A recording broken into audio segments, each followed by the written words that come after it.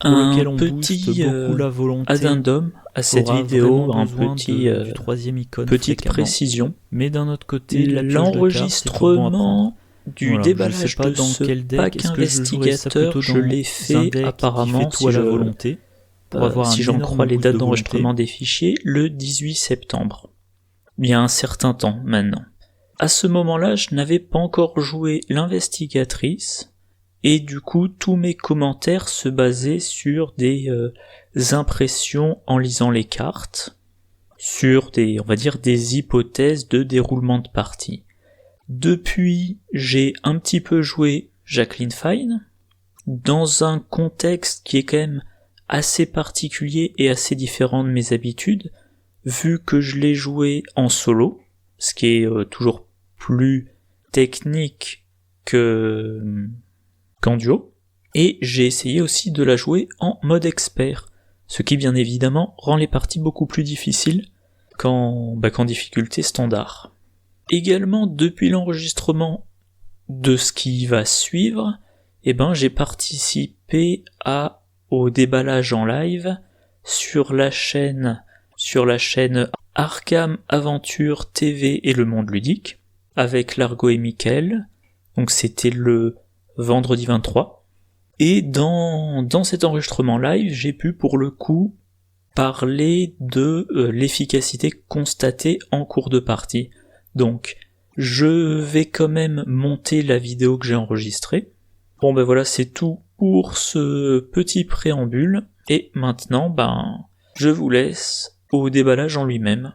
Bonjour et bienvenue sur cette nouvelle vidéo de déballage de pack. Aujourd'hui, le pack d'investigateurs de Jacqueline Fine. Alors, c'est le premier que j'enregistre, donc peut-être que ça sera celui qui sera le moins bien fait, parce que c'est pas un format de pack auquel je suis habitué, mais il sera diffusé dans l'ordre habituel. Alors, on commence par l'investigatrice en elle-même. Jacqueline Fine, 5 de volonté, 3 d'intelligence, 2 de combat, 2 d'agilité, 6 points de vie, 9 points de santé mentale. Réaction. Quand un investigateur dans votre lieu devrait révéler n'importe quel nombre de pions KO, révélez 2 pions supplémentaires. Parmi les pions révélés, choisissez annuler 2 pions non échec automatique ou un pion échec automatique, limite d'une fois par round. Signe des anciens +1, si cet effet annulé ou ignoré, piochez une carte. Alors les statistiques, 5 en volonté, c'est le maximum pour un mystique. 3 d'intelligence, ça veut dire que si on la booste un petit peu, elle va pouvoir faire quelques enquêtes avec son intelligence. 2 de combat et 2 d'évasion, faudrait qu'elle compte sur ses sorts. Alors au niveau des statistiques, si on compare avec d'autres investigateurs, d'autres mystiques, voilà, Nies Baker était 5-2-2-3, Akashi 5-2-3-3, Dexter Drake 5-2-3-2. Bon, elle a des statistiques qui sont correctes. Alors, sa réaction, on devrait piocher, un investigateur dans le lieu devrait piocher un pion.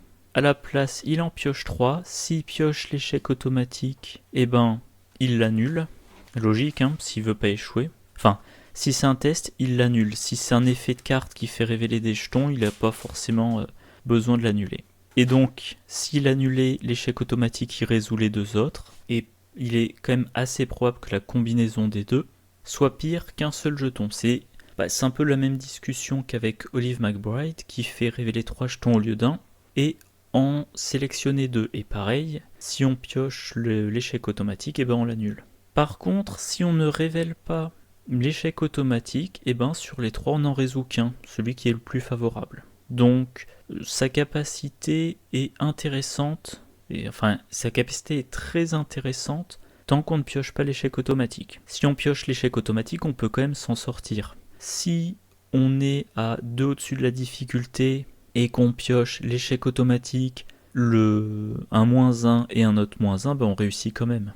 Voilà, donc pour des tests assez faciles, ça pose pas de problème. Pour des tests un peu plus où on est moins assuré, faudra croiser les doigts pour ne pas piocher l'échec automatique. Alors, le fait de sélectionner les jetons, toujours en partant du principe qu'il n'y a pas d'échec automatique.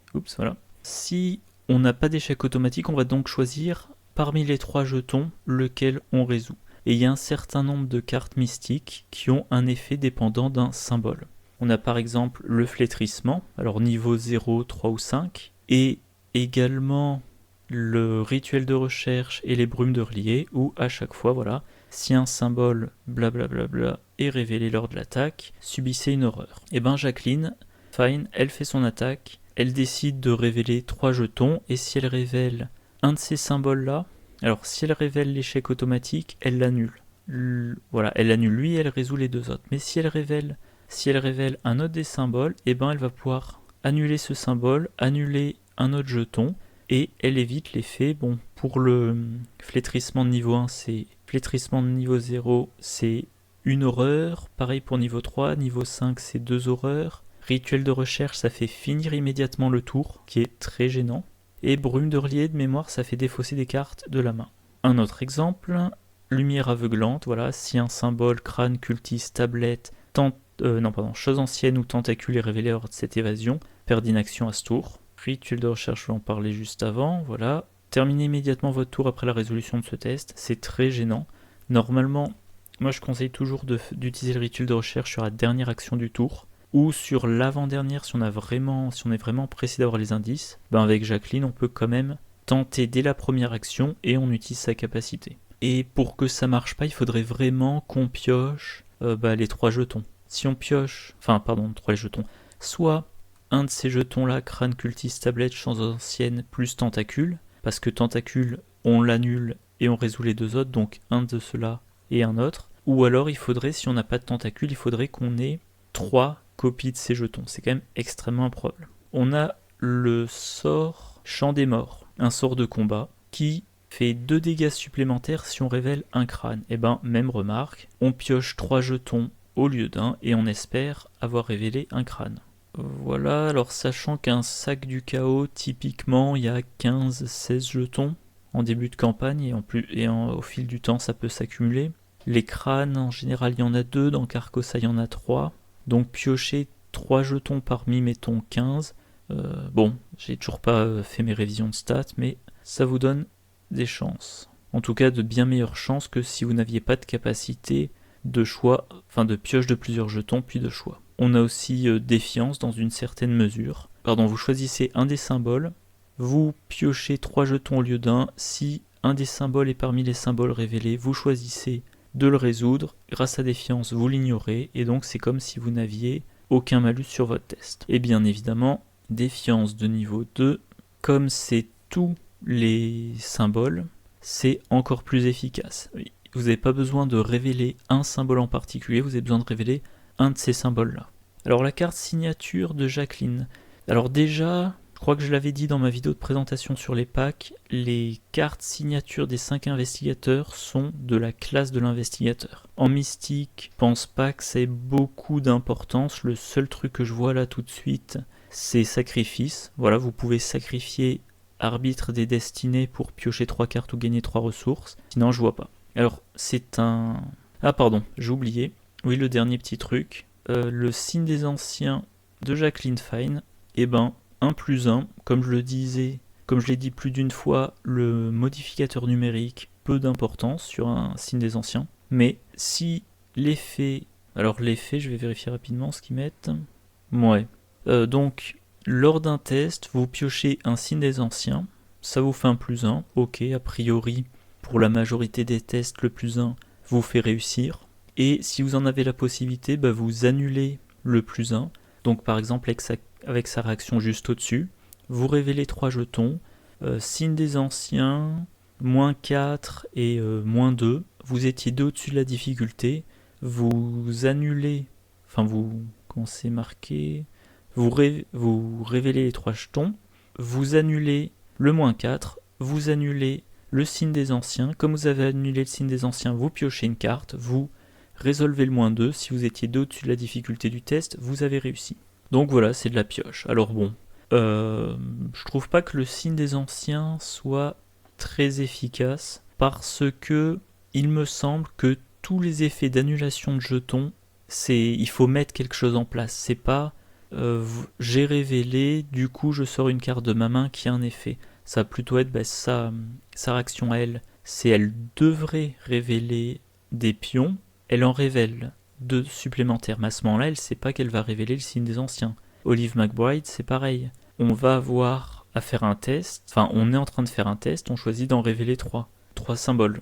Donc bon, je suis pas trop enthousiaste. Alors, arbitre des destinées, je disais donc, c'est sa carte signature, classe mystique, un soutien qui coûte 3, icône de volonté d'agiter et icône libre, ça c'est bien. Talent, réaction, quand vous utilisez la capacité réaction de Jacqueline Fine, incline arbitre des destinées, cette utilisation de sa capacité ne compte pas dans sa limite. Bon, autrement dit, sa réaction peut servir une fois de plus par round. C'est bien. Concrètement, elle a une réaction qui est intéressante quand on la combine à des effets quand on la combine à des cartes qui ont des effets différents selon les jetons révélés. Normalement, elle devrait le faire qu'une fois par round, elle peut le faire 2 fois par round. Très bien, bon, pas grand chose de plus à dire. Sa faiblesse, sombre futur. Donc, traîtrise faiblesse, présage fin des temps, révélation, mettez sombre futur en jeu dans votre zone de menace. Vous ne pouvez ni annuler ni ignorer les pions signes des anciens, crâne, cultistes, tablettes, choses anciennes et tentacules. Forcez, à la fin de votre tour, révélez 5 pions pris au hasard dans la réserve du chaos. Si un symbole signe des anciens révélé, défaussez sombre futur. Donc elle perd ses capacités d'annulation et ses capacités à annuler et ignorer des pions. Et potentiellement, ça reste très longtemps en jeu, jusqu'à ce qu'on ait révélé un symbole signe des anciens parmi 5 pions pris au hasard. Elle doit en révéler 5 et elle ne peut plus ignorer ou annuler, mais sa capacité, quand un investigateur dans votre lieu devrait révéler, pas forcément lors d'un test, donc quand elle a sa faiblesse, et éventuellement, elle garde sa réaction disponible, et à la fin du tour, elle dit non, je devrais en révéler 5, à la place j'en révèle 7. Elle peut en ignorer aucun, mais de toute façon, elle s'en fout, c'est pas un test, elle les résout pas. Donc maintenant, il lui faut trouver un signe des anciens sur cette carte. Cette carte, c'est une petite moitié de sac du chaos. Elle a quand même de bonnes chances. Et si vous jouez un deck basé sur la sélection des jetons, probablement vous avez aussi Olive McBride. Donc là c'est pareil, vous devriez révéler 5 pions, vous l'inclinez, au lieu d'un des 5 pions, vous en révélez 3, donc maintenant vous en avez révélé 7. Enfin, que je dise pas de bêtises. Voilà, donc vous révélez les 4 premiers, le 5e vous le remplacez par 3.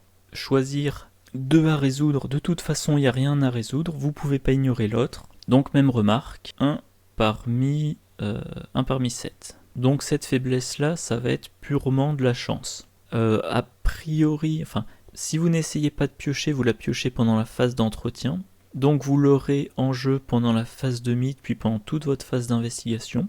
Si vous la piochez pendant votre tour, à la fin du tour, vous pouvez immédiatement la défausser. Il est possible que vous piochiez cette carte pendant votre 3e action, peut-être parce que vous avez ignoré le signe des anciens de Jacqueline. Donc vous piochez ça dans le cadre de la résolution de votre 3e action. Fin de la 3e action, c'est la fin de votre tour. Vous révélez 5 pions. Oh, le signe des anciens, c'est défaussé et cette carte ne vous a rien fait. Et si vous n'avez pas de chance, vous piochez pendant la phase d'entretien. Phase d'investigation suivante, vous n'utilisez pas la capacité de Jacqueline, vous n'utilisez pas Olive McBride. À la fin du tour, vous cumulez les 2 pour révéler 9 jetons. Parmi les 9 jetons, il n'y a pas de signe des anciens. Ça reste en jeu. Phase d'investigation suivante, pareil, vous n'utilisez pas les réactions. Vous révélez 9 jetons, toujours pas, et vous pouvez vous traîner la carte faiblesse longtemps. Alors, traîtrise de base, donc c'est là ajouté à la collection.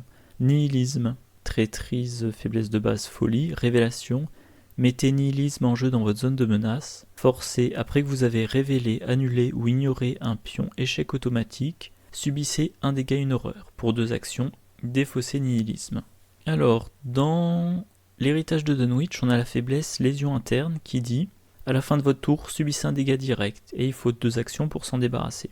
On a chronophobie. À la fin de votre tour, subissez une horreur directe, 2 actions, défaussez chronophobie. Lésion interne et chronophobie, c'est automatique. Là, nihilisme, c'est quand on révèle, ignore ou annule un pion échec automatique. Mais par contre, c'est un dégât et une horreur. Pour un investigateur non mystique, et s'il y a personne sur la table qui essaie de sceller des jetons, statistiquement, vous piochez le signe des anciens l'échec automatique une fois sur 15. Et peut-être que vous laisserez la faiblesse en jeu tant que vous avez un petit peu de rap de points de vie et d'horreur. ou des alliés pour encaisser, parce que ce sont pas des dégâts et des horreurs directs. Vous pouvez mettre ça sur les alliés. Si vous jouez mystique et que vous faites un petit peu de manipulation de pions, alors là par contre ça peut s'accumuler assez vite. Vous faites un test, vous révélez l'échec automatique, ça se déclenche. Vous faites un test, vous devriez appliquer l'échec automatique, mais vous l'ignorez pour appliquer un autre jeton, pareil, un dégât et une horreur. Donc ça peut aller extrêmement vite. Au final, ça sera extrêmement dépendant. Je pense que ça peut être, comme pour la faiblesse personnelle de Jacqueline, je pense que cette faiblesse-là, il est possible. Vous faites une partie, si vous avez un investigateur, allez, par exemple, vous avez ça dans un deck Minty-Fan, imaginons, elle a 7 points de vie, 7 points de santé mentale, elle arrive à ne pas subir trop de dégâts, trop d'horreur, elle peut avoir la faiblesse en jeu toute la partie et s'en moquer complètement. Maintenant, vous jouez à une table, il y a un mystique qui a scellé des jetons, donc statistiquement, vous piochez plus fréquemment l'échec automatique. Vous avez un mystique, le même ou un autre, qui va faire des effets... Enfin, pardon, vous êtes un mystique, c'est quand vous avez révélé. Donc vous êtes un mystique qui manipule le sac du chaos.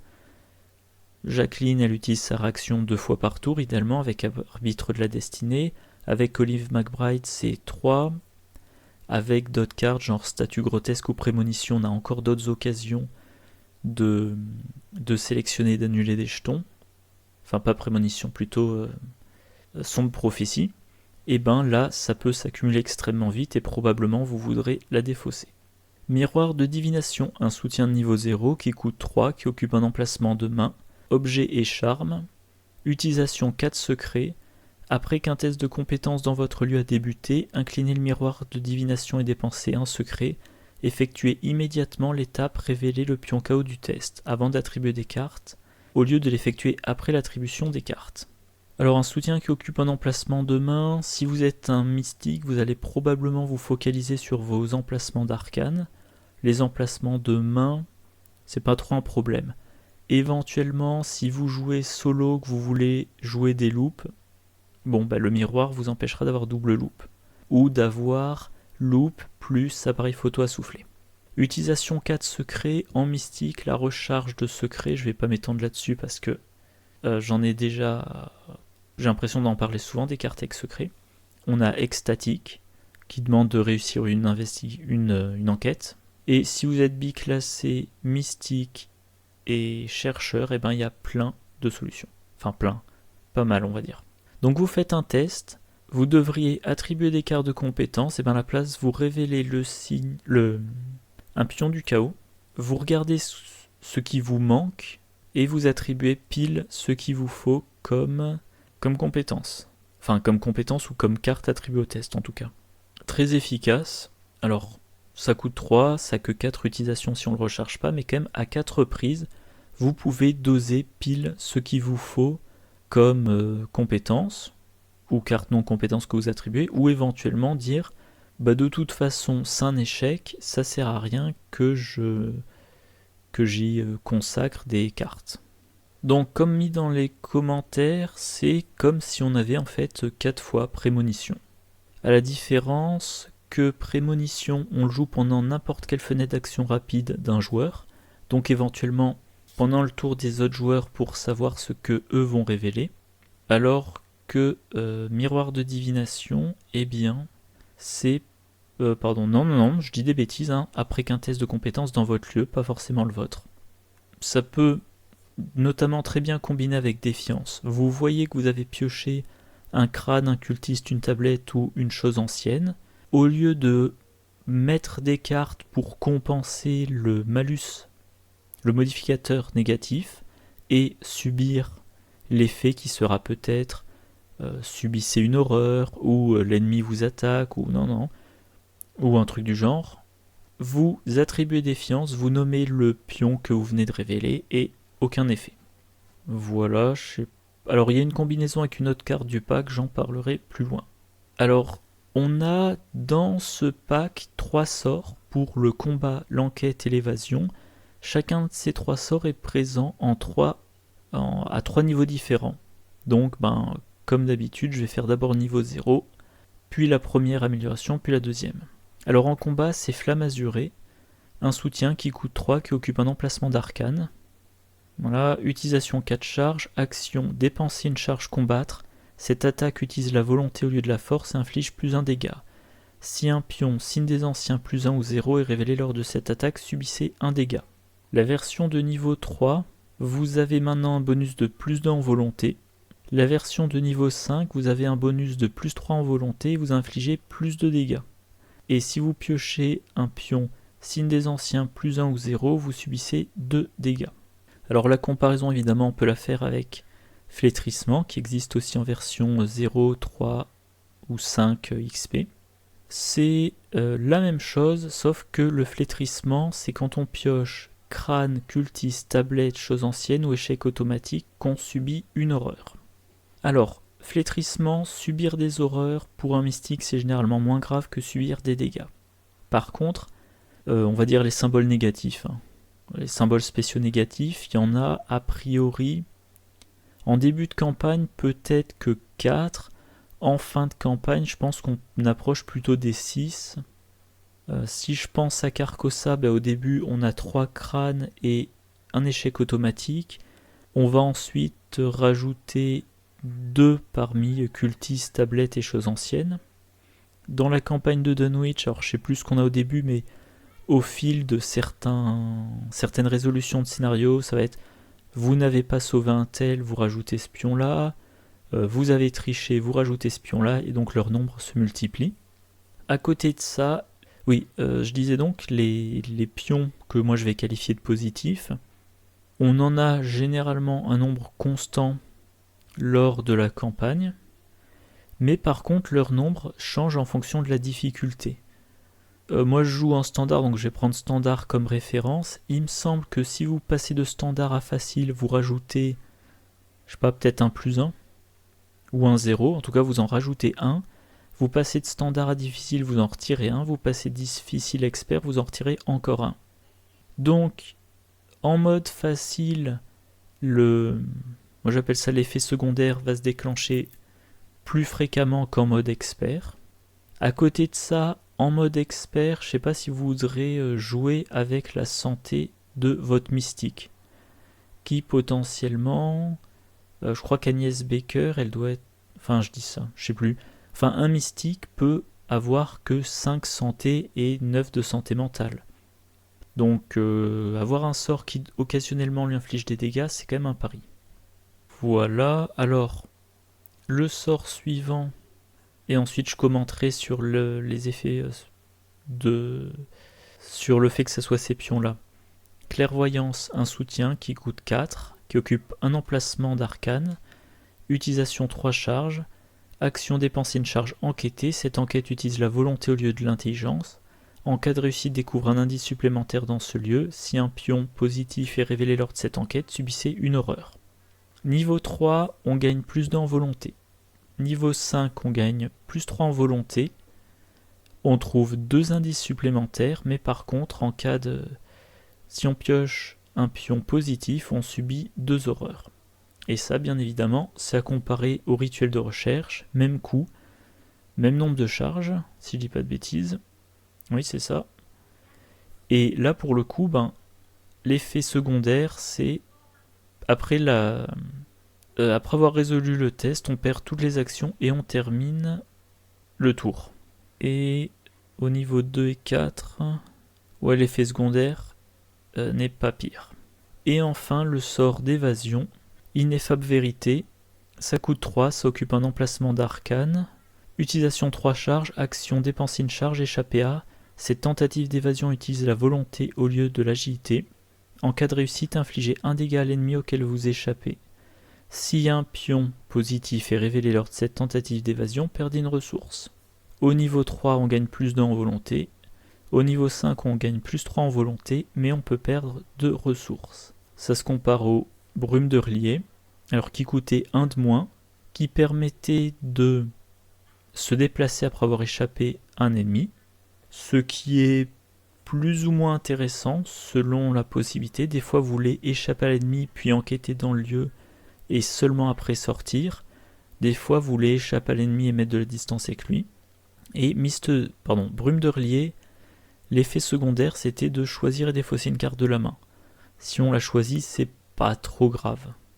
Alors maintenant ces 3 cartes là, quand on regarde Jacqueline son effet, et quand elle utilise un de ses sorts, elle peut choisir de révéler 3 pions. Et s'il n'y a pas d'échec automatique, encore une fois, s'il y a un échec automatique, elle résout les 2 qui ne sont pas l'échec automatique. S'il n'y a pas d'échec automatique, elle va choisir parmi les 3, si possible, de résoudre un qui ne soit ni le signe des anciens, ni le +1, ni le 0, mais qui est un malus, un modificateur négatif qui ne la fasse pas échouer. Mettons qu'elle fait un test de combat, elle a sa compétence de base de 5, elle joue cran, ça lui fait 7, elle attaque un ennemi qui a un combat de 3, à partir du moment où le modificateur n'est pas pire que -4, elle réussit. Elle, on va dire que l'ennemi est à 4, parce que... Donc elle est à 7 contre 4, il lui faut ni le -4, ni l'échec automatique. Elle pioche ses 3 jetons, elle a signe des anciens, 0, -3. Elle annule, elle ignore le signe des anciens, ça lui fait piocher une carte, elle ignore le 0, ok, elle résout le -3, elle réussit son test et elle n'a pas l'effet secondaire. Donc elle a réussi son test, qui en l'occurrence lui a permis d'infliger 2 dégâts à un ennemi, elle a pioché une carte en ayant ignoré le signe des anciens, et elle avait peu de risque de subir l'effet secondaire. À noter la quantité de pions qui ont un effet secondaire, j'ai dit en mode de difficulté élevé, il y en aura moins. Mais si vous jouez le signe des anciens cristallins, un soutien niveau 3 qui coûte 3, qui occupe un emplacement d'accessoires, objet relique béni, scellé +1 au signe des anciens, vous gagnez +1 chacune de vos caractéristiques. Alors si vous jouez en expert, il n'y a pas de +1, donc vous devez sceller le signe des anciens. Et vous ne pouvez plus l'ignorer, donc vous ne pouvez plus piocher une carte si vous jouez Jacqueline. Mais dans les 3 autres niveaux de difficulté, vous pouvez sceller le +1. Si vous jouez en difficile, ou il me semble qu'il reste encore un... Quoique, je suis plus certain, il faudrait que je vérifie. Mais en tout cas, en standard, vous scellez le +1, vous avez un jeton de moins qui fait un effet secondaire, vous avez toujours la possibilité d'ignorer le signe des anciens pour piocher une carte. Et évidemment, l'effet du signe des anciens cristallins, c'est que vous avez un bonus de +1 à chaque caractéristique. Alors, la carte signature de Père Mathéo. Le codex des âges scelle le signe des anciens. Donc un peu comme pour le signe des anciens cristallins, un jeton de moins qui a un effet secondaire, mais Jacqueline ne peut plus l'annuler. Et il y a d'autres cartes scellées. L'éclat du néant, un sort qui va sceller les jetons 0, et vous allez les déceler pour que je dise pas de bêtises. Voilà, quand vous le jouez, vous scellez un 0, et quand vous effectuez l'action, soit vous dépensez une charge, soit vous décellez un 0, et au moment de l'attaque, pour chaque jeton 0 scellé, vous infligez +1 dégât. Donc dans un deck Jacqueline, mettons orienté combat, vous pouvez jouer Flamme Azurée, Éclat du néant, vous scellez, vous attaquez avec Éclat du néant. Si vous attaquez avec Éclat du néant et que vous révélez un 0, vous le scellez sur l'Éclat du néant, qui va vous permettre en plus de faire un dégât supplémentaire. Donc cette attaque-là aura fait 3 dégâts, que je dise pas de bêtises. Oula, je m'embrouille un peu. Donc il y a un jeton scellé dessus, vous faites un combat en utilisant une charge. Vous gagnez +2 en volonté pour chaque pion scellé. Ok.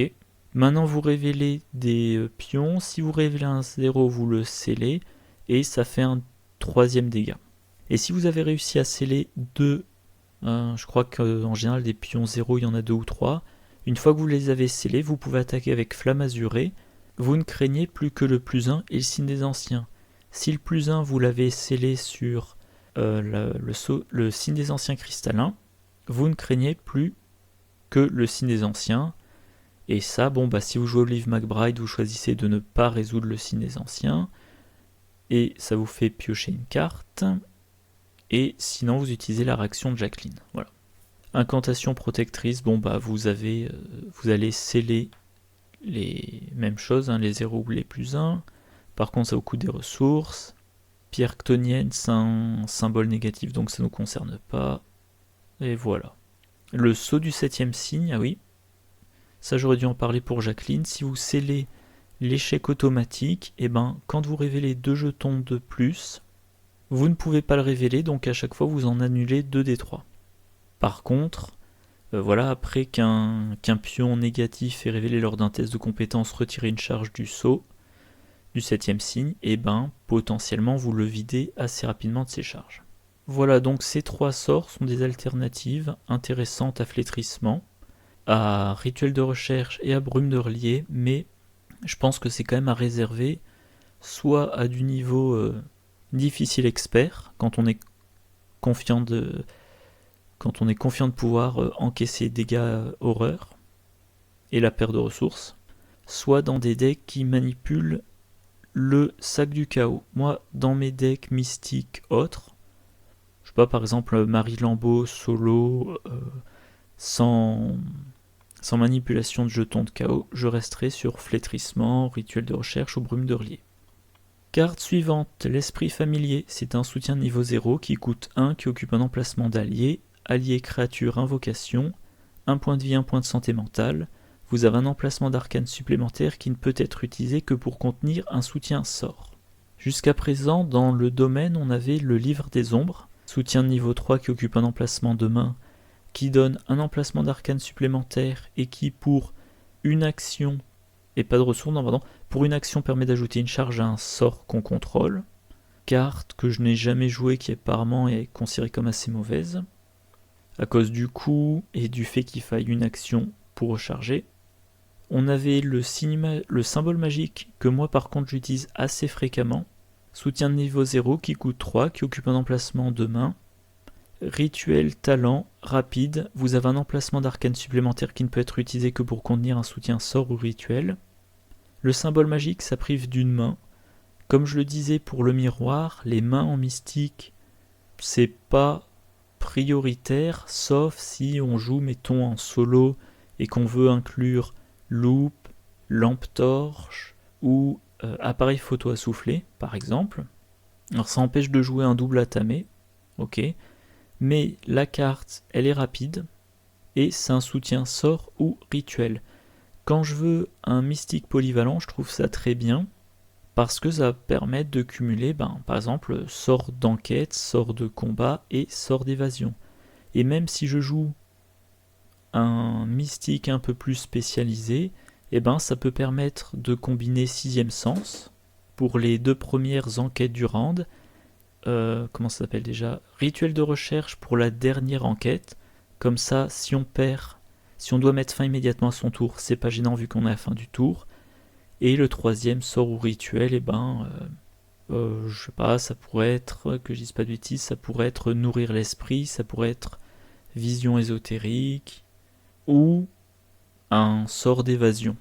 Voilà, si vous voulez pouvoir enquêter même quand des ennemis sont générés.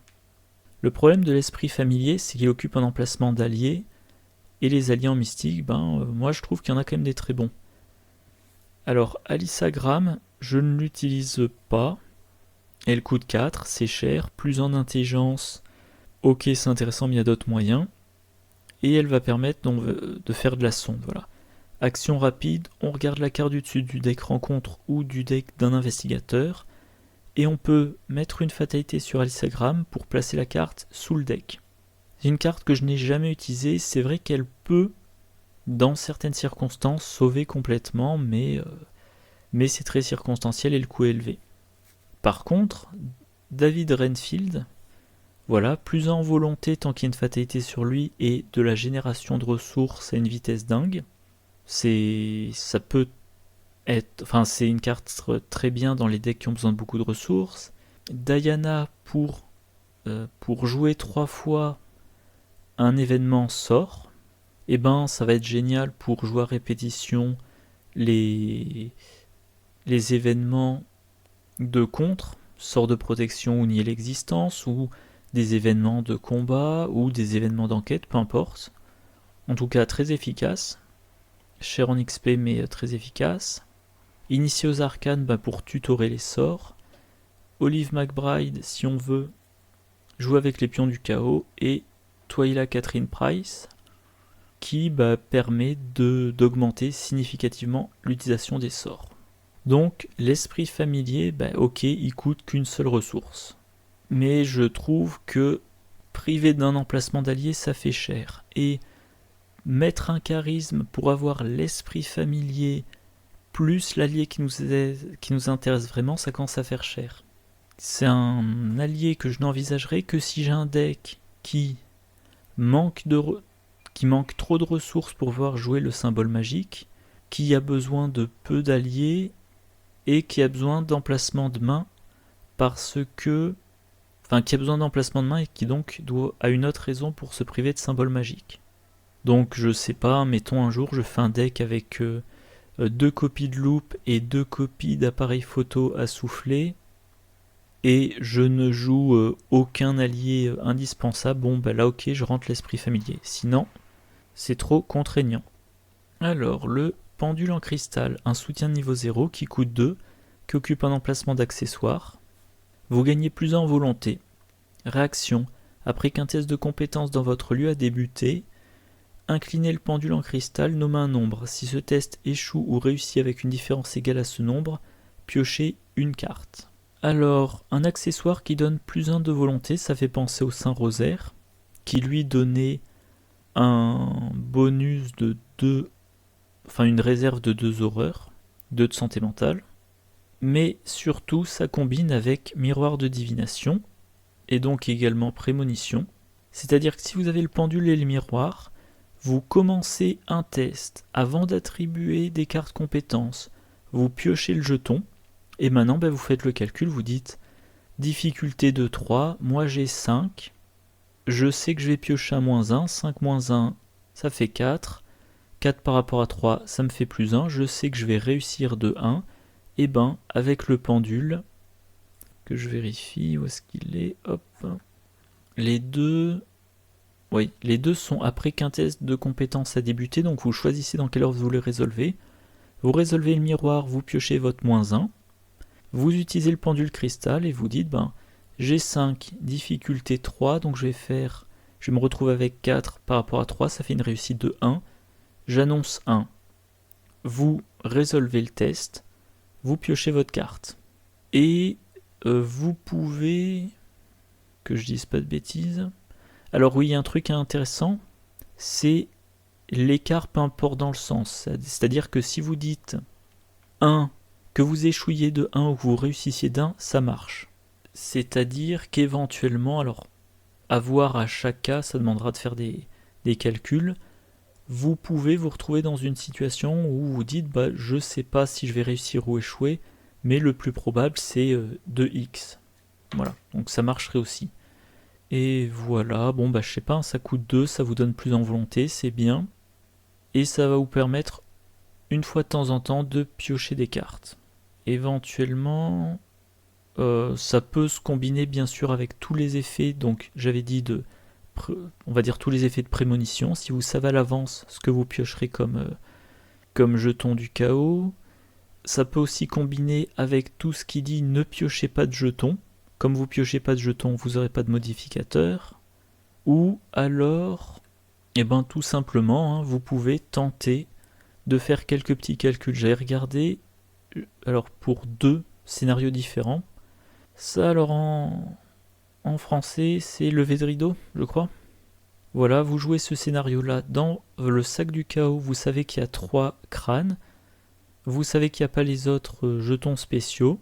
Vous voyez donc que le crâne c'est -1 ou -3.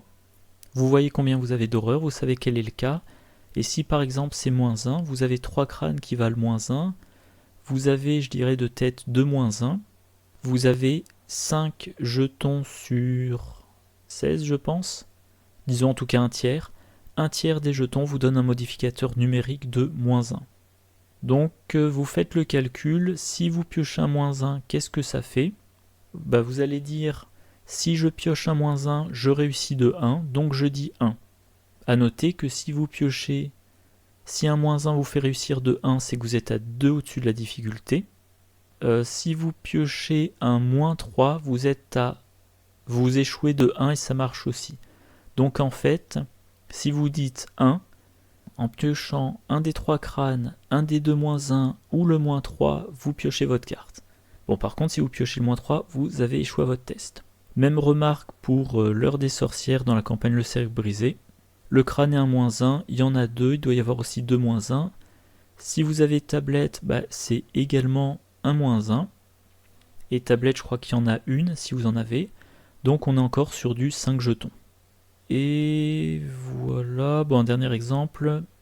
Au port de la mort, le crâne vaut -1. Et l'autre jeton spécial, il vaut -2. À noter, j'y pense là tout de suite, si vous jouez par exemple Agnès Baker ou Jim Culver, vous pouvez inclure Grand-mère Horn, qui a comme réaction, quand un investigateur dans votre lieu devrait échouer un test de compétence, inclinez Grand-mère Horn, cet investigateur échoue avec une différence de 1 en plus ou de 1 en moins. Donc vous dites 1 en espérant réussir de 1.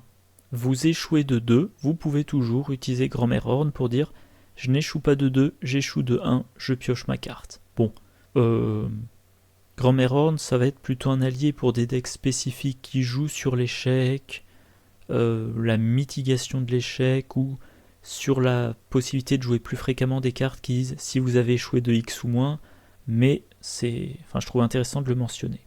Carte suivante, Robe de la Nuit Éternelle, un soutien de niveau 0 qui coûte 3, qui occupe un emplacement de corps, qui a 2 points de vie.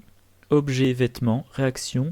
Quand vous jouez une carte sort, inclinez la Robe de la Nuit Éternelle, réduisez de 1 le coût de cette carte. On a aussi une version de niveau 2 qui coûte une ressource de moins, et qui dit en plus que jouer la carte ne provoque pas d'attaque d'opportunité.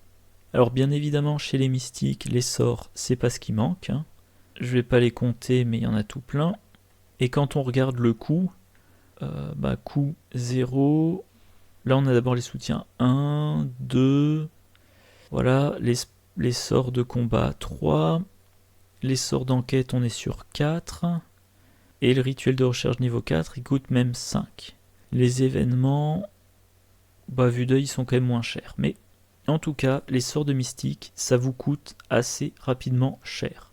Alors on a déjà la possibilité de jouer Libérer l'âme, un événement gratuit qui réduit de 3 le coût d'une carte sort ou rituel, et qui en plus fournit 2 icônes de volonté en cas de besoin. On a David Renfield, qui peut générer plein de ressources, mais qui va demander, on va dire, un peu d'attention à sa manipulation pour ne pas faire avancer trop vite l'intrigue. À côté de ça, l'emplacement de corps pour les mystiques, il y a quoi ? Le gilet pare-balles pour gagner 4 de santé, ok, l'imperméable pour gagner +1 d'agilité en évasion, mais pour ça il y a des sorts. Et le sac à dos, mais bon, je sais pas si vous utiliserez beaucoup d'objets, à moins encore une fois de jouer solo avec loupe et appareil photo à souffler. Et enfin la tenue élégante, que moi à une époque j'utilisais ça quand je jouais la campagne de Carcosa pour le 2e scénario, mais que j'utilise moins.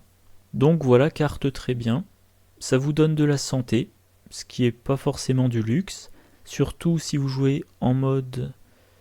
surtout si vous avez un investigateur qui a des caractéristiques, des résistances santé et mentale, physique et mentale, très déséquilibrées, genre 5 et 9. C'est pratique si vous jouez Flamme Azurée, qui peut vous infliger des dégâts, et la carte va vous offrir, alors il faut l'incliner, donc c'est maximum une fois par round, mais si régulièrement vous avez des réductions de 1, c'est extrêmement rentable. Et la version de niveau 2, jouer un sort sans subir d'attaque d'opportunité, ça va vous permettre de ne jouer votre sort qu'au dernier moment. Imaginons vous enquêtez, que je trouve un meilleur exemple. Imaginons vous avez 2 emplacements d'arcane. Les 2 standards, vous n'avez pas de bonus. Vous avez Atrophie pour le combat, vous avez 6e sens pour l'enquête, mais vous venez de générer un ennemi qui est trop coriace pour le combattre. Et vous pouvez dire, voilà, pour une action, je joue Brume de Relier, pour 1 de moins, donc ça coûte plus qu'1 si je dis pas de bêtises. Ça provoque pas d'attaque d'opportunité. Deuxième action, je fais mon évasion. Troisième action, je sors du lieu, et voilà. Alors, évidemment, ça vous fait défausser un de vos 2 sorts, si vous n'avez que 2 emplacements d'arcane, mais justement, le fait de ne pas avoir d'attaque d'opportunité fait que vous jouez le sort au dernier moment. Vous vous dites pas, bon ben je sacrifie mon sort de combat au cas où je devrais enquêter, ou je sacrifie mon évasion pour pouvoir combattre. Non, vous dites, je mets les 2 que j'ai le plus de chances d'utiliser, ou les 2 premiers que j'ai en main, et s'il y en a un troisième que je veux jouer, eh ben ça sera au dernier moment. Voilà, je pensais tout ce qu'il y a à dire. J'avais zappé la carte Destinée Parallèle apparemment. Bizarre. Bref, Destinée Parallèle. Un événement niveau 0 qui coûte 0. Regardez les 4 cartes du dessus deck rencontre, révélez un pion pris au hasard dans réserve du chaos. Si ce pion a un symbole, crâne, cultiste, tablette, chose ancienne ou tentacule, mélangez ces cartes dans le deck rencontre. Sinon, remettez-les au-dessus du deck rencontre dans l'ordre de votre choix. C'est un peu comme une divination, mais en événement. Vous regardez les 4 cartes, vous savez ce qui vient. Par contre, si vous piochez un symbole négatif, vous remélangez, ça vous a servi à rien. Sinon, vous les mettez dans l'ordre de votre choix. En solo, vous connaissez les 4 prochaines phases de mythe, potentiellement, sauf s'il y a des renforts. En multi, c'est moins intéressant. Enfin, les remettre dans l'ordre, ça peut aussi vous permettre de les réattribuer, un peu comme si vous jouiez premier tour de garde. Vous regardez les 4 prochaines, vous dites alors l'ennemi, comme la phase de mythe c'est dans l'ordre des investigateurs, et ben vous dites l'ennemi, je le mets de sorte à ce qu'il soit pioché par le gardien. Le test d'intelligence c'est pour le chercheur, test de volonté pour le mystique, etc. etc. Encore une fois, carte pour un deck qui contrôle le sac du chaos. Carte suivante. Alors dans 4 des packs, je crois, tout sauf le survivant, il y a une carte de gain de ressources. Les 3 autres, c'est en gros, faites une action classique de votre classe, quand l'action débute, gagnez 2 ressources. Là, on a Voix de rat, un événement de niveau 0 qui coûte 0. Trésor, on peut le tutorer. Gagnez une ressource. Révélez 3 pions pris au hasard dans la réserve du chaos pour chaque symbole. Crâne, cultiste, tablette, chose ancienne ou tentacule révélé, gagnez 2 ressources supplémentaires. Donc je disais, les autres événements dans les autres classes, ils vous fournissent 2 ressources. Là, c'est variable. C'est 1 plus 2x. X valant maximum 3 de base. Théoriquement, cette carte peut vous fournir 7 ressources, ce qui est énorme. Concrètement, les symboles négatifs, on est plutôt sur un tiers. Je reprends l'exemple de Carcosa. 3 crânes, 2 parmi les 3 suivants, plus un échec automatique, ça fait 6. 6 parmi 16, voilà, on est à un peu plus d'un tiers. Donc, de base, comme ça ferait plutôt 3 ressources. Mais, oui, donc 3 ressources comme la planque. Mais ensuite, il y a tous les effets de manipulation des jetons. Vous le jouez dans le deck Jacqueline Fine, et ben vous dites, j'en révèle 2 de plus. Donc, j'en révèle 5, j'annule 2 non-échecs automatiques, donc 2 qui ne sont pas un symbole négatif, et j'augmente mes chances de gagner des ressources. Vous avez bien évidemment Olive McBride dans le même effet, et vous avez, je ne l'ai pas mis là, mais vous avez bien évidemment Prémonition. Si sur Prémonition vous avez un de ces pions-là, vous savez déjà que vous aurez, si vous jouez Voix de rat, que vous aurez un symbole et que donc vous aurez 3 ressources. Vous révélez les 2e et 3e, et là on est, vous en piochez 2 parmi 15, et dans le sac, il y en a, on va dire, 4 qui vous intéressent. Voilà, tout ça pour dire une carte de ressources qui peut être intéressante. Ça dépend, si vous avez de quoi la rendre intéressante. Mais si vous avez en jeu, si vous jouez Jacqueline, que vous avez en jeu arbitre de la destinée, vous pouvez utiliser sa capacité 2 fois, il est possible que vous n'ayez pas 2 tests à faire. Donc dans ce cas-là, mettons que vous devez entrer dans un lieu, première action, vous entrez dans le lieu, deuxième action, vous faites une enquête et vous dites, bon ben, je vais utiliser ma deuxième utilisation de la capacité de Jacqueline pour gagner des ressources avec la voix de rat.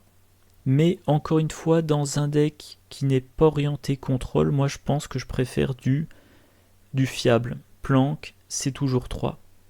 J'ai déjà oublié le nom. Libérer l'âme, c'est toujours une réduction de 3. Carte suivante. Pression, une compétence de niveau 0 qui a un icône de volonté. Un max attribué par test de compétence. Après avoir attribué préscience à un test de compétence nommé pair, impair ou symbole, après la fin de ce test, si un pion KO du type nommé a été révélé lors de ce test, vous avez le droit de renvoyer dans votre main une carte sort de votre pile de défausse. Et ben du cyclage de sort, très bon. Voilà, ben vous jouez mystique, plus 1 de volonté, c'est toujours bon. La possibilité de cycler des sorts, c'est toujours bon. De reprendre en main, par exemple, un sort de protection, ou une lame spectrale, ou un soutien sort que vous avez perdu ou que vous avez dû défausser. Le truc, c'est qu'il y a un pari à faire, mais encore une fois, vous avez miroir de divination, vous avez prémonition, vous avez la capacité de Jacqueline ou d'Olive McBride, donc ça augmente vos chances. La carte suivante, c'est inspiration surnaturelle, et je suis en train de réaliser justement, j'y pense d'un coup, si avec pression vous dites symbole. L'effet de la carte maintenant, c'est si vous révélez un pion KO symbole, vous renvoyez dans votre main une carte sort. Alors évidemment, vous faites ça si vous êtes sûr de piocher un symbole, enfin de révéler un symbole lors du test. Vous révélez un symbole. Grâce à la révélation du symbole, vous ramenez dans votre main une carte sort. Et maintenant, vous jouez inspiration surnaturelle. Vous dites, bah voilà, je devrais résoudre un effet qui se déclenche quand un symbole est révélé. Je choisis de le résoudre une fois supplémentaire, donc vous ramenez 2 sorts dans votre main. Voilà. Même remarque que pour beaucoup de cartes du pack, si j'ai un deck de contrôle du sac du chaos, je joue pression. Si j'ai un deck mystique standard, par exemple, je sais pas, moi j'aime bien Marie Lambeau en solo, ou Akashi Oniele en soutien polyvalent, et ben je ne la joue pas. Alors, carte suivante, inspiration surnaturelle. Dans le cercle brisé, on avait le niveau 0. Je viens d'en parler juste avant. Un événement qui coûte 0, sort esprit, rapide à jouer quand vous devriez résoudre un effet sur une carte mystique qui se déclenche quand un symbole crâne, cultiste, tablette, chose ancienne ou tentacule est révélé. Soit vous annulez cet effet, soit vous le résolvez une fois supplémentaire. Dans ce pack, on a la version de niveau 1, qui au passage a un deuxième icône d'intelligence, ce qui est bien. Rapide, à jouer quand vous devriez résoudre un effet sur une carte mystique, qui se déclenche quand, si ou après que un pion KO est révélé, soit vous annulez cet effet, soit vous le résolvez une fois supplémentaire. La carte de niveau 0 est très bien. Vous attaquez avec un flétrissement de niveau 5. Voilà, c'est la carte suivante. Enfin là j'ai le niveau 0, mais...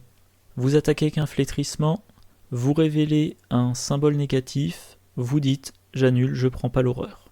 Je l'ai pas là, mais vous jouez atrophie ou sixième sens, vous révélez un des jetons, et ben vous dites « je résous l'effet 2 fois ». Atrophie, si ma mémoire est bonne, ça diminue le combat et l'évasion, et avec la version niveau 4, peut-être même la vie. Donc vous avez avec atrophie de niveau 4, je vais vérifier tout de suite quand même, on sait jamais. Ça serait bête que j'analyse en me basant sur un faux souvenir. Voilà, atrophie niveau 4, si un symbole, blablabla. L'ennemi attaqué perd -1 de combat, -1 de vie et -1 d'évasion pour le reste du tour, jusqu'à un minimum de 1. Vous faites votre attaque sur un ennemi qui a 3 points de vie. Vous révélez un crâne, vous dites « je double l'effet du crâne », donc il perd 2 de combat, 2 de vie et 2 d'évasion. Il passe de 3 vies à 1 vie. Mon attaque est réussie, donc je lui ai infligé 1 dégât. Et ben comme il avait plus qu'une vie, il est vaincu. Et j'ai pas d'autres exemples en tête là tout de suite. Oui, bien évidemment, rituel de recherche, ça vous empêche de finir votre tour. Bon voilà, vous comprenez le principe. Et la version de niveau 1, c'est tous les effets quand, si ou après que. Ça permet aussi de neutraliser l'effet secondaire de la flamme azurée. Si un pion, et ben vous l'annulez. Voilà. Et donc, et bien évidemment, c'est pareil sur les 3 autres sorts, sur les deux autres sorts pour l'enquête et pour l'évasion qu'il y a dans le pack. Une bonne carte pour seulement un point d'expérience de plus, ça vaut vraiment le coup. Statue grotesque. Là, la version dépréciée. Je vais utiliser ce mot-là. Donc, version de niveau inférieur à la version déjà connue. Un soutien de niveau 2 qui coûte 3, qui occupe un emplacement de main, objet, relique, utilisation 3 charges. Si la statue grotesque n'a pas de charge, défaussez-la. Réaction. Quand vous devriez révéler un pion KO, dépensez une charge. Révélez 2 pions KO au lieu de 1. Choisissez un de ces pions à résoudre et ignorez l'autre. Dans la boîte de base, on avait la version de niveau 4, donc qui coûtait 2 XP de plus, qui coûtait une ressource de moins, qui avait un icône libre au lieu d'un icône de volonté et un d'intelligence, qui avait une charge de plus. Que je dise pas de bêtises, ouais. Donc là, on vous propose une carte, vous la payez une ressource de plus, mais 2 XP de moins, et vous perdez une charge.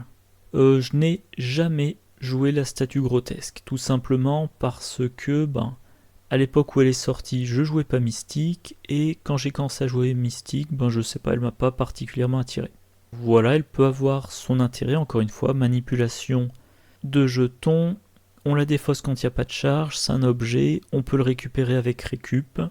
Moi je dirais, si vous aimiez la version de niveau 4, la version de niveau 3, c'est un bon choix.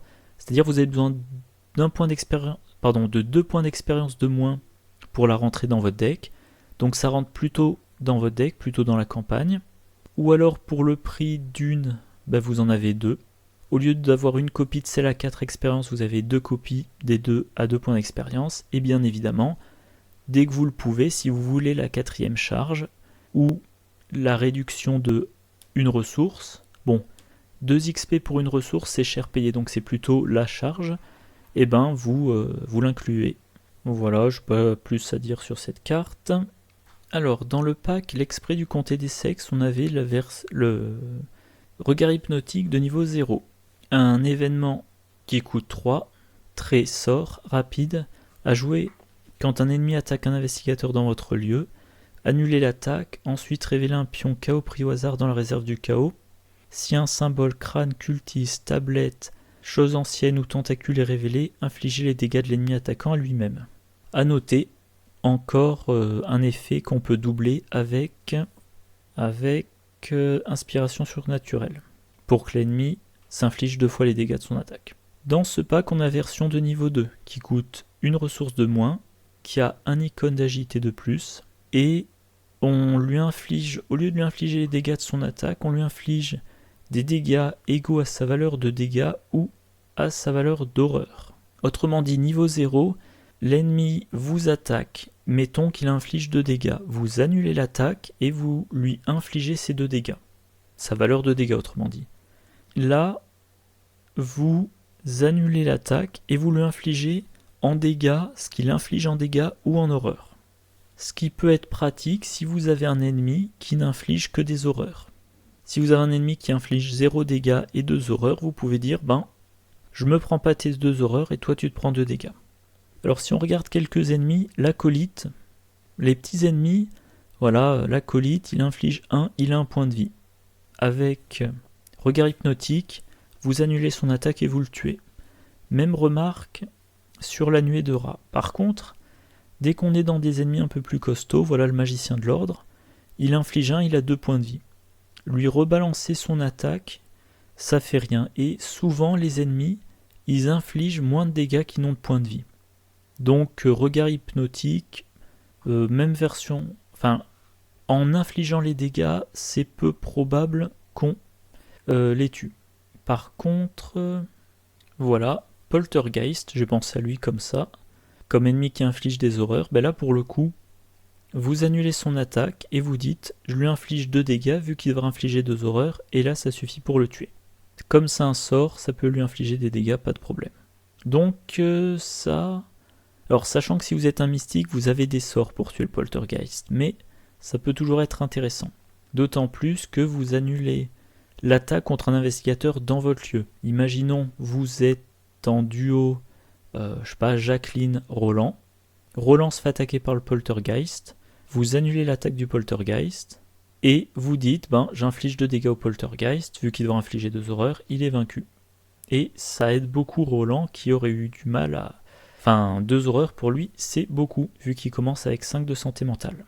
Mais retourner les dégâts, de mémoire, le seul ennemi contre lequel ça marche, alors là les dégâts, donc même la version niveau 0, c'est le guetteur d'une autre dimension, la faiblesse de Patrice, donc une faiblesse ennemie qu'on met dans la main. Quand le deck de Patrice tombe à court de cartes, l'ennemi dans la main l'attaque.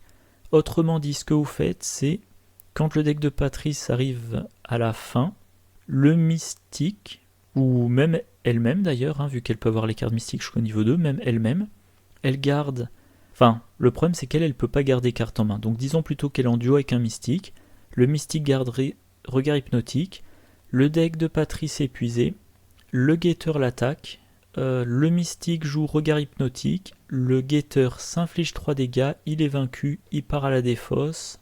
On remélange la défausse pour faire un... Et puis quand Patrice pioche une carte, elle remélange la défausse. Elle fait son deck. Et voilà. Elle verra quand est-ce que le guetteur lui reviendra en main. Alors, dans la boîte de base, le classique cran, une compétence qui a 2 icônes de volonté, un maximum attribué par test de compétence, en cas de réussite, piocher une carte. Dans chaque pack, il y a une version de niveau 2 d'une des compétences neutres de la boîte de base. Et cette compétence de niveau 2 est maintenant de la classe de l'investigateur. Cran de niveau 2, 3e icône de volonté, en cas de réussite, piocher une carte, 2 cartes à la place en cas de réussite avec une différence de 2 ou plus. Alors 3 icônes identiques, c'est très bon. Quand il n'y a aucune condition autre que un maximum par test, c'est génial. Et en plus, vous piochez des cartes. Alors je sais pas si un mystique pour lequel on booste beaucoup la volonté aura vraiment besoin du 3e icône fréquemment. Mais d'un autre côté, de la pioche de cartes, c'est toujours bon à prendre.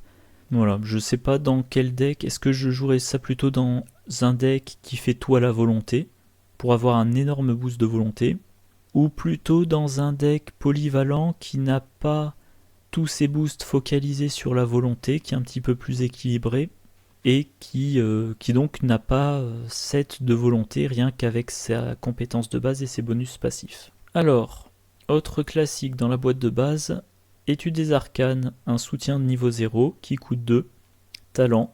Pour une action rapide dépensée une ressource, vous gagnez plus 1 de volonté pour ce test de compétence, ou même chose mais pour l'intelligence. Dans le renouveau de la nuit de la zélatrice, on a la version niveau 2 qui coûte 0, qui a 2 icônes de volonté et 2 icônes d'intelligence, et le même effet. Donc la carte, elle vous coûte 2 XP en plus, 2 ressources en moins. Ou dit autrement, elle vous donne 2 utilisations gratuites pour 2 XP. Et remarque que je fais tout le temps, 2 icônes d'un type sur un soutien, ça me fait penser à bien préparer. Un soutien gardien de niveau 2, action rapide, incliné bien préparé. Choisissez un soutien que vous contrôlez, vous gagnez plus X à votre valeur de compétence pour ce test, X étant le nombre d'icônes de compétences correspondantes sur le soutien choisi.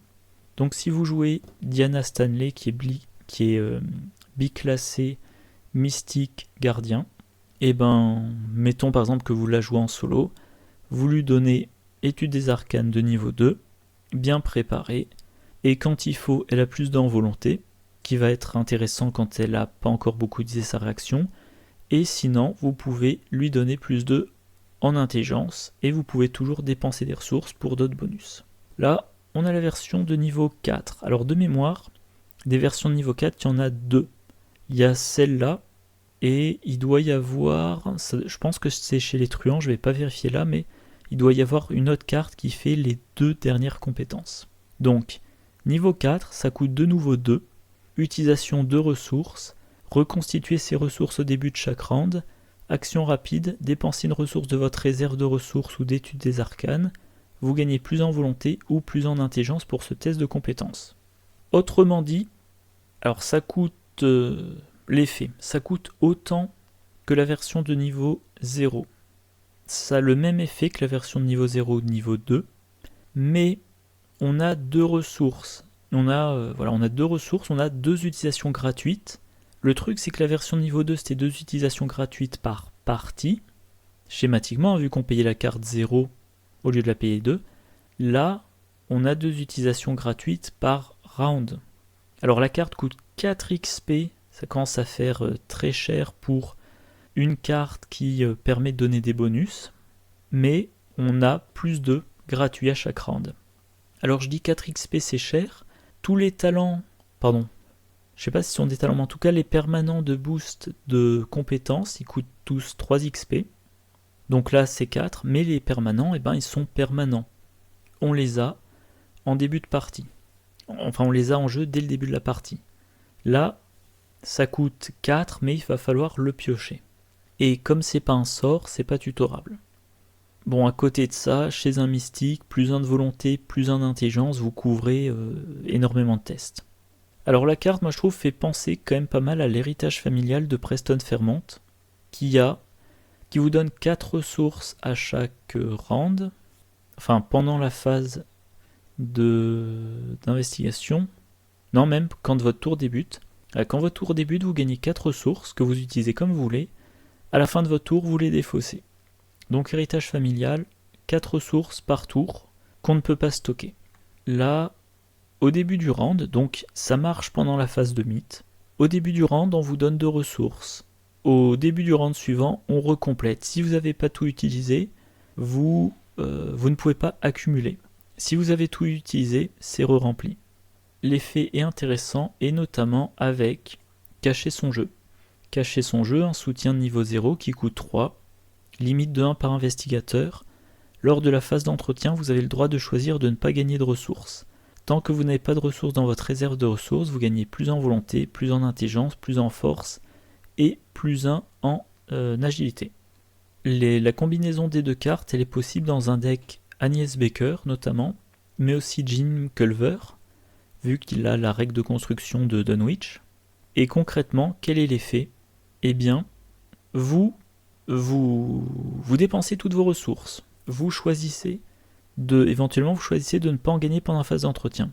Comme vous n'avez plus de ressources dans votre réserve, vous gagnez plus 1 de partout, mais vous avez toujours les 2 ressources sur étude des arcanes que vous pouvez dépenser pour booster votre volonté ou votre intelligence, sans que Cacher son jeu considère que vous avez des ressources dans votre réserve, vu qu'elles ne sont pas dans votre réserve. Donc Agnès, qui est 5, 2, 2, 3, elle a plus de ressources. Grâce à Cacher son jeu, elle est 6, 3, 3, 4. Et si elle a un test difficile de volonté ou d'intelligence, elle peut se donner plus 2 et passer à 8 en volonté ou à 5 en intelligence. Évidemment, si vous jouez Cacher son jeu, il y a Madame Labranche qui va vous fournir une ressource de plus pour encore un bonus de plus en volonté ou en intelligence. Et donc j'avais essayé de faire une liste de decks, voilà, pour rejouer contre le dévoreur. Ah, j'ai encore fait la faute d'orthographe. Bon, je corrigerai plus tard. Voilà, donc ça c'est un test de deck, que 19 XP, donc j'en ai mis qu'un. Mais voilà, un deck Cacher son jeu classique. Voilà, 2 copies de Cacher son jeu, l'âge d'incendie pour du combat à la force, le journal. Enfin, je vais pas entrer dans les détails, mais en tout cas, niveau Cacher son jeu, on a bien sûr Cacher son jeu, la hache d'incendie, Madame Labranche, connaissance interdite qui permet de générer encore plus de ressources, partir perdant qui permet aussi de générer des ressources, et voilà. Je vais pas encore tester le deck, mais ça peut être amusant. Mais encore une fois, le gros problème, ça va être, il va falloir piocher la carte. Alors peut-être que partir perdant servira à ça, pour piocher carte petit à petit. Et maintenant qu'on a cran de niveau 2, si on réussit bien ces tests, on peut piocher 2 cartes.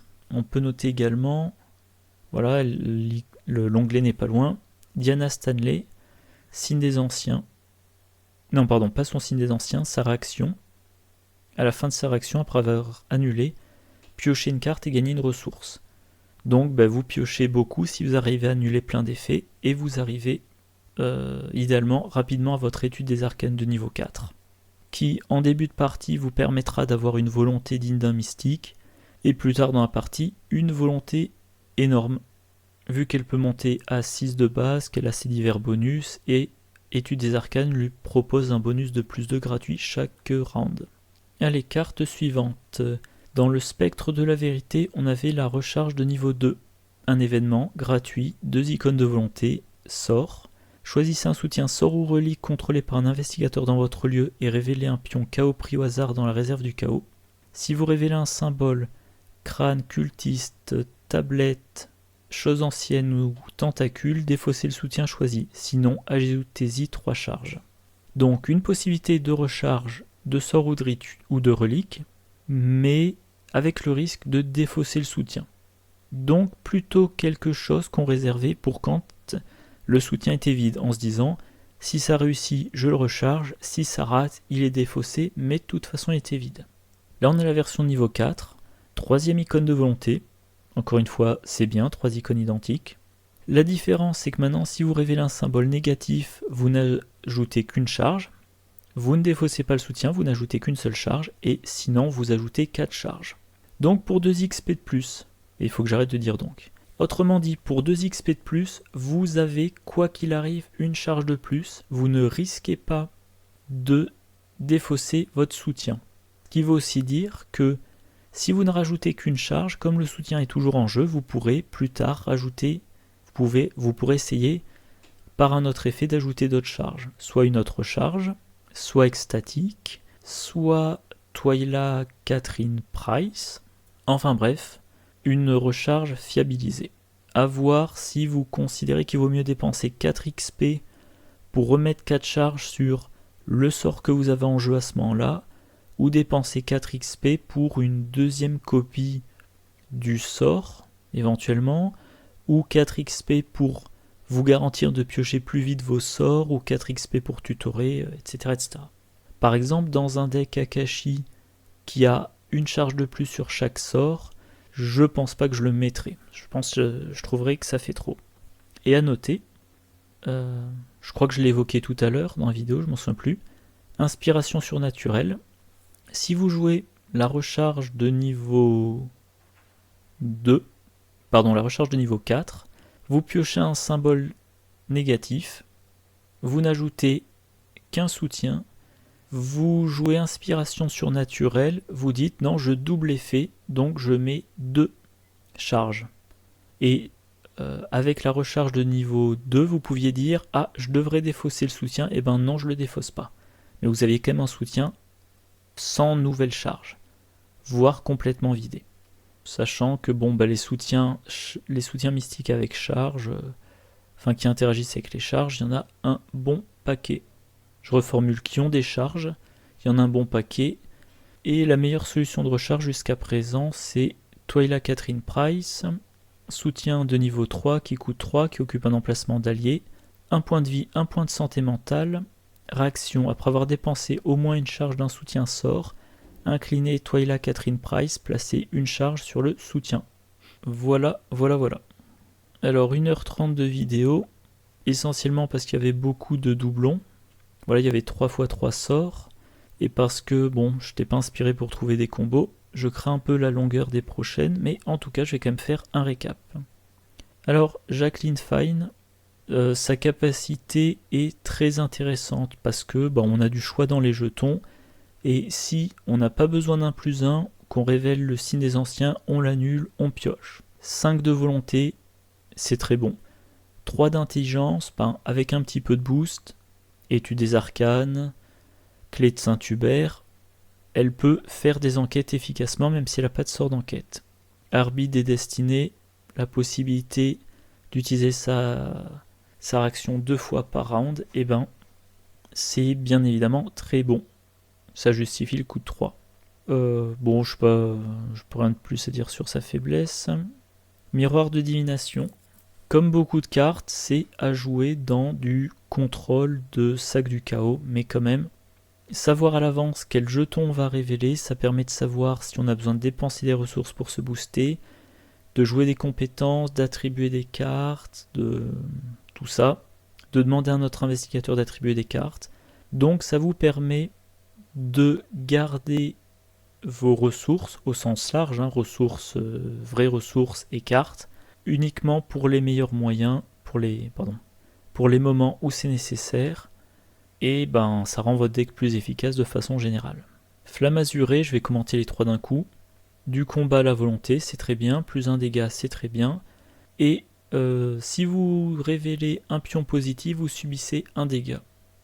Un sort de combat pour les decks qui soit contrôlent le sac du chaos, soit sont joués dans des modes de difficulté élevés, soit scellent le +1 ou le signe des anciens, ou soit ont beaucoup de points de vie.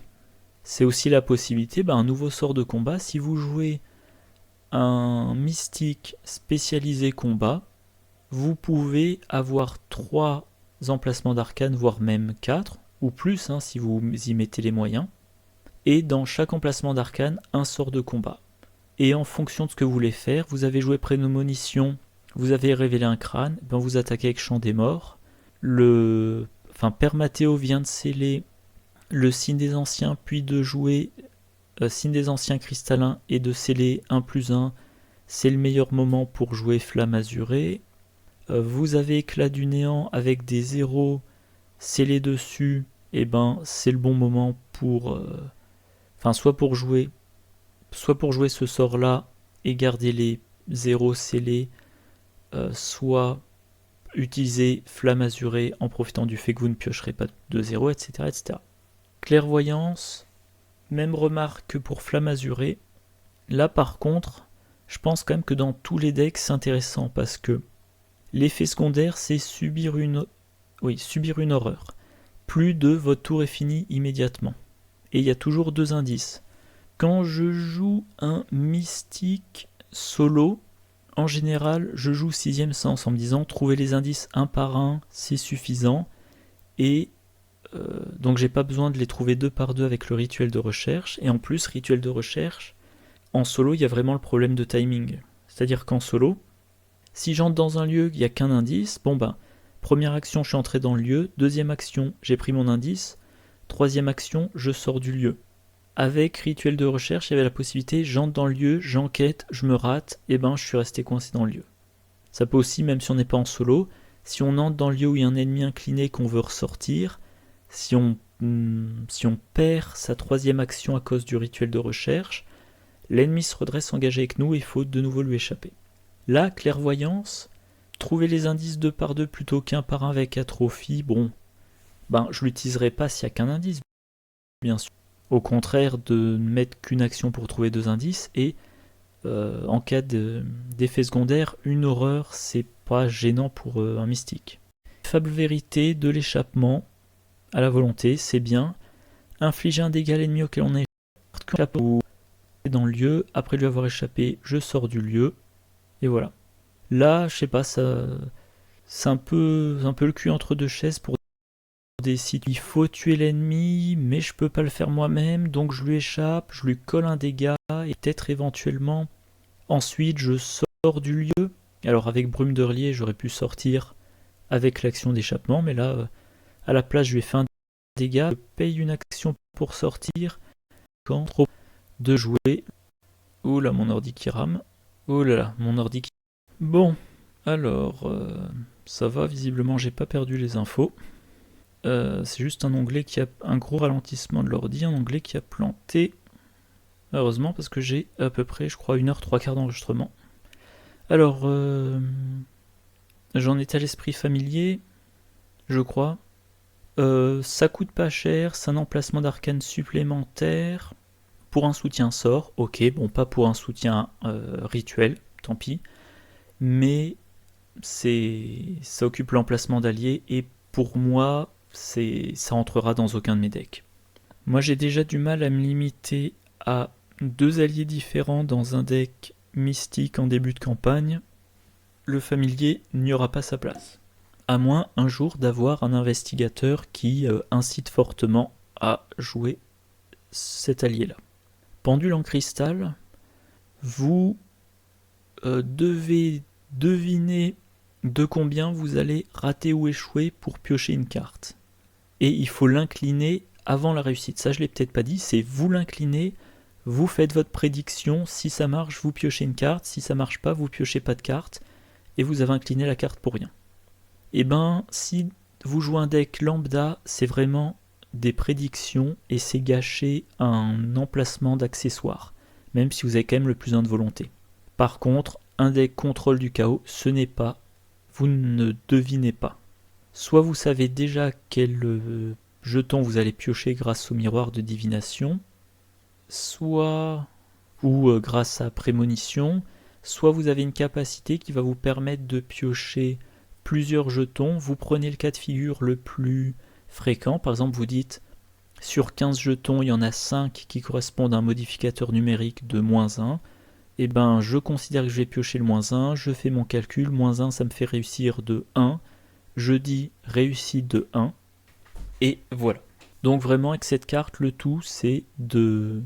Cette carte est excellente à partir du moment où vous supprimez l'incertitude. Robe de la nuit éternelle, un soutien qui occupe un emplacement de corps, il n'y a pas beaucoup de concurrence, qui vous permet une fois par an de réduire le coût d'une carte sort. Si vous jouez la version de niveau 2, ça ne provoque pas d'attaque d'opportunité.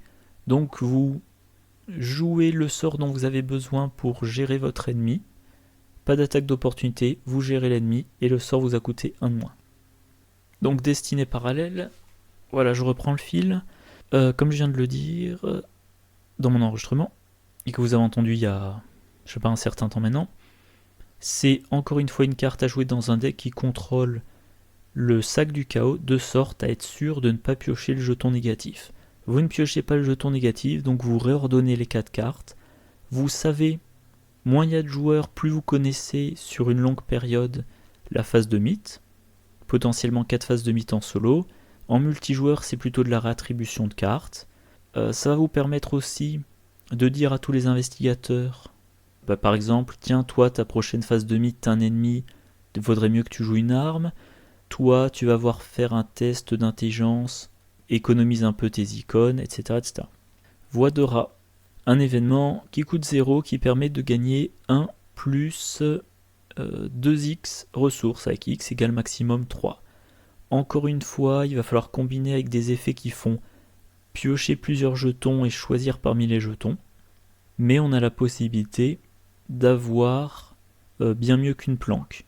Statistiquement, si vous n'améliorez rien, c'est une planque, mais pas garantie. Et si vous avez des effets pour améliorer, ça peut faire 5 ressources ou 7 ressources. Bon, au-delà, j'y compterai pas trop. Encore une fois, un bon remplacement à la planque dans un deck de contrôle du sac du chaos. Préscience, vous prédisez. Donc encore une fois, quand je dis prédire, le mieux c'est déjà de savoir, et comme ça vous éliminez le risque. Vous dites ce que vous allez avoir comme type de symbole, c'est bien ça. Vous récupérez un sort de votre pile de défausse vers votre main. Et à noter, il n'y a pas besoin que le test soit réussi. Je vérifie, voilà. Après la fin de ce test, il n'y a pas marqué après la réussite de ce test. Il suffit de faire le test, d'avoir dit le bon type de symbole, et vous récupérez un sort dans votre main. Inspiration surnaturelle. Vous pouvez doubler ou annuler n'importe quel effet quand, si, après que. C'est génial. C'est comme la version de niveau 0, mais ça va s'appliquer dans plus de cas. Et il n'y a plus de limite sur les types de jetons. Ça permet notamment d'annuler tous les effets après avoir révélé un +1 subissent un dégât.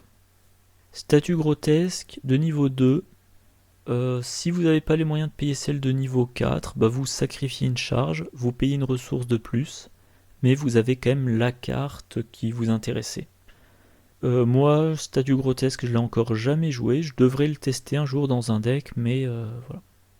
En tout cas, si un jour j'essaie de la mettre dans le deck, dans un premier temps, pour 4 XP, je rentrerai les 2 versions de niveau 2, puis pour 4 XP de plus, je passerai les 2 au niveau 4. Alors, regard hypnotique, annulez l'attaque d'un ennemi contre un investigateur dans votre lieu, vous ou un autre, et Et vous lui infligez en dégâts sa valeur dégâts ou d'horreur. C'est très bon contre les ennemis qui ont beaucoup, qui soit n'infligent que des horreurs, parce que la version 0 de niveau 0 de regard hypnotique ne marchait pas, ou les ennemis qui infligent plus d'horreur qu'ils n'ont de points de vie. Mais bon, encore une carte que je n'ai jamais utilisée. Je sais pas, peut-être dans un deck Diana Stanley, pour avoir encore une carte qui annule. Cran de niveau 2, et ben, troisième icône de volonté, si vous réussissez 2 ou plus, vous piochez une deuxième carte. Très bon. Flamme azurée, clairvoyance, ineffable vérité de niveau 3 et 5, je vais pas revenir dessus. Étude des arcanes de niveau 4, ça coûte 4 XP, c'est cher, d'autant plus qu'il va falloir réussir à mettre la carte en jeu, il va falloir la piocher, puis ensuite vous la mettez en jeu pour 2, mais 2 utilisations gratuites par round, c'est intéressant. Ça fait une grosse économie de ressources, et dans un deck caché son jeu, et ben ça décuple l'intérêt. Vous ne gardez pas de ressources, donc vous avez plus 1 de partout, mais vous avez quand même la possibilité de vous donner plus 2 en volonté ou en intelligence, ou une de chaque. Recharge de niveau 4, vous ne courez plus le risque de défausser votre sort ou votre relique. Si vous réussissez, c'est 4 charges au lieu de 3. Si vous échouez, c'est quand même une charge, et le soutien en jeu. Et voilà.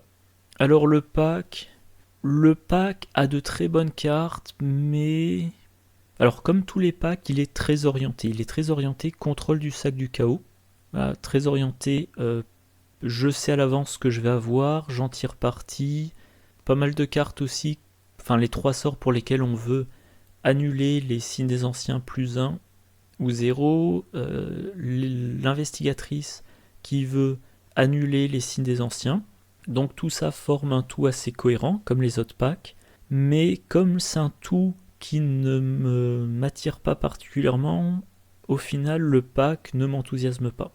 Alors c'est aussi, je peux aussi voir les choses autrement et dire c'est le bon pack pour se lancer dans le mystique qui contrôle le sac du chaos.